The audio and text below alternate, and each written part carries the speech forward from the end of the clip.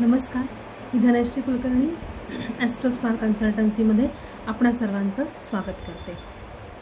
आजपासून आपण ग्रह आणि ग्रहांचे कारकत्व याविषयीची एक मालिका चालू करणार आहोत।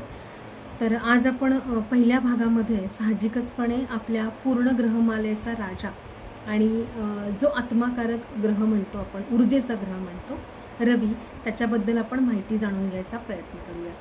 या प्रकारे माहिती जाणून घेण्याने काय होईल की आपल्याला कशा प्रकारे त्या ग्रहांना मजबूत करण्यासाठी उपासना करायच्या आहेत किंवा कशा पद्धतीने आपण त्यांचा वापर करून आपलं जीवन समृद्ध करू शकतो हे आपण ठरवू शकू।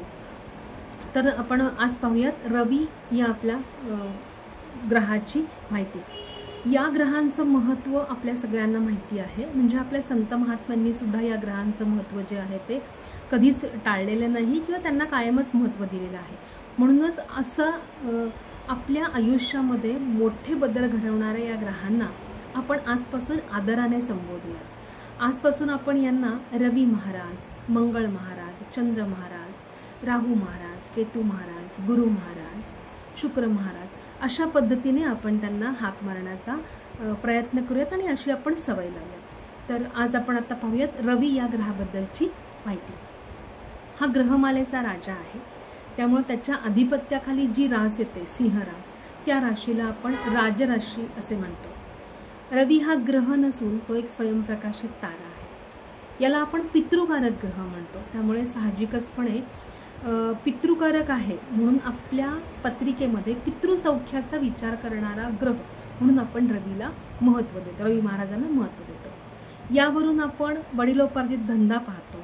तसंच रवी महाराज जर का पापग्रह युक्त असतील किंवा रवी महाराज व शनी महाराज यांमध्ये काही अशुभ योग तयार होत असतील तर त्यांचे पित्याबरोबर पटत नाही, पितृसौख्य मिळत नाही।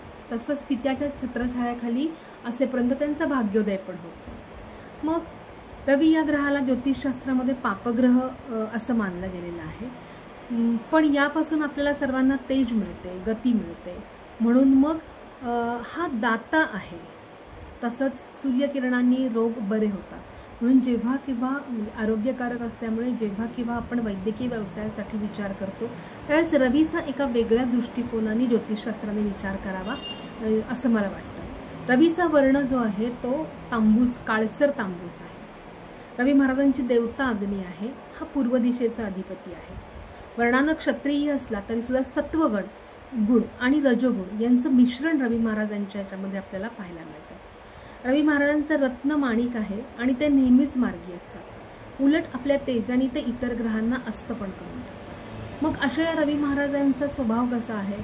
अत्यंत स्वाभिमानी, नीतिमान, करारी, तत्वज्ञानी, अधिकारी, तापट, क्रोधी, सुदृढ प्रकृती, उत्तम शरीर यंत्रणा, परखड वृत्ती, अहंकारी, गर्विष्ठ, स्पष्ट वक्ता, उत्साही, परोपकारी आणि क्षमाशील। मग आता अशा या रवी महाराजांचा आपल्या शरीराच्या कोणकोणत्या भागांवरती अंमल असतो आपण ते बघूया। आता शरीराचे अवयव कुठले कुठले आपण बघतो तर हृदय, आत्मा, आपला उजवा डोळा, तोंड, घसा आणि मेंदू। मग याच्याशी संबंधित आजार कोणते असतील? म्हणजे जर समजा आपल्या पत्रिकेमध्ये रवी महाराजांच्या याच्यामध्ये काही गडबड झालेली असेल, अशुभ असतील आपल्याला, तर काय प्रकारचे आजार आपल्याला होऊ शकतात? तर हृदयविकार होऊ शकतो, दृष्टीदोष, नेत्रविकार, रक्तदाब, मेंदूचे विकार, साथीचे आजार, पाठीच्या मणक्याचे आजार हे आपल्याला जाणवू शकतात। मग आता रवी महाराजांशी रिलेटेड नोकरी किंवा व्यवसाय आपण काय करू शकतो हे आपल्याला बघणं अत्यंत महत्त्वाचं आहे। नोकरी कुठल्या प्रकारची असू शकते तर सरकारी नोकर, अधिकारी, सुरक्षा रक्षक, वैयक्तिक धंदा असू शकतो, वडिलोपार्जित काही व्यवसाय आपण करू शकतो, उत्तम प्रशासक हे लोक होऊ शकतात, हॉटेल केटरिंगची आवड, खाद्यपदार्थांसंबंधीचे व्यवसाय सुद्धा हे लोक करू शकतात। मग आता अशा या आत्माकारक तेजपुंज ग्रहाची जर का आपल्याला काही उपाय करायचे असतील, उपासना करायची असेल तर ती कोणती असू शकते? आता याच्यामध्ये कोणता ग्रह आपल्याला शुभ आहे, अशुभ आहे ते बघण्यापेक्षा आपल्या नित्य सेवेमध्ये किंवा नित्य दैनंदिन आपल्या सवयीचा भाग म्हणून आपण काय करू शकतो तर तुम्ही बीजमंत्राचा रोज एक माळ जप करू शकता। तो आहे ओम घृणी सूर्याय नमः। तसेच सूर्य महाराजांच्या उपासनेमध्ये अजून एक आपण उपासना ॲड करतो, ती म्हणजे सूर्याला पाणी देणं किंवा अर्घ्य देणं। आदित्य हृदय स्तोत्राचा पाठ देखील आपण करू शकतो। आता अशा प्रकारच्या ह्या उपायांचा लगेच फायदा होतो का? म्हणजे मी आज चालू केलं आणि उद्या मला त्याचे फरक मिळतील का? अजिबात नाही। या उपायांमध्ये सातत्य असणं अत्यंत महत्त्वाचं आहे।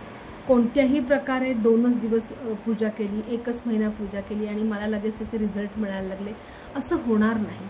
यामध्ये सातत्य असावं लागतं, अनेक वर्ष तुम्ही ते कन्सिस्टंटली करावं लागतं आणि मग तुम्हाला त्या सगळ्या उपायांचे परिणाम जे आहेत ते मिळू शकतात। तर उपायांमध्ये सातत्य ठेवा, उपायांवरती विश्वास आणि श्रद्धा ठेवून अतिशय प्रामाणिकपणे उपाय सतत करत राहा, त्याचं फळ तुम्हाला नक्की मिळेल। तुम्हाला ही माहिती कशी वाटली? अशा प्रकारची माहिती आणि छान छान अनुभव माहीत करून घेण्यासाठी तुम्ही माझ्या चॅनलला लाईक आणि सबस्क्राईब, शेअर करायला विसरू नका। पुन्हा भेटू पुढच्या भागामध्ये, तोपर्यंत धन्यवाद।